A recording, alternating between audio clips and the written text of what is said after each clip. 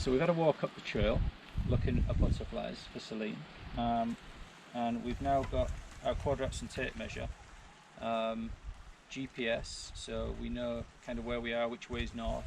There's a number of factors affecting the distribution of things up here. Have you seen anything, I'm wondering, that we could maybe use in the investigation into an environmental factor affecting the distribution of a known species? Right, so I've got two more questions.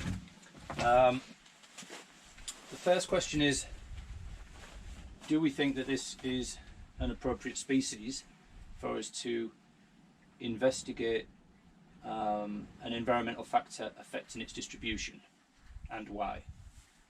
Yes. And why? So there's seems to be more of it at lower altitudes than higher altitudes. So if we investigate altitudes, we could find a difference in diversity throughout the trail. Distribution. Yeah, remember diversity is a number of different species, and so the distribution of it we've seen varies as we've walked up from probably, I would imagine, 500 or 600 meters up towards 700 or 800 meters altitude. So we can sample on the way back down. How are we going to decide how to sample? There's a couple of things I see that could be a problem.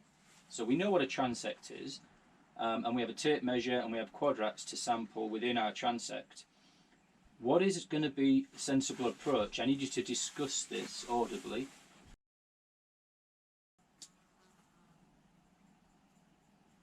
What else could we think about? Is there anything else that we need to consider? Anything that anybody thinks we should be thinking about this or that? Not harming anything on the endemics. Brilliant. On the trail. Brilliant, yeah, because the endemics are why we need to stick to the trail, but the endemics don't know that, do they?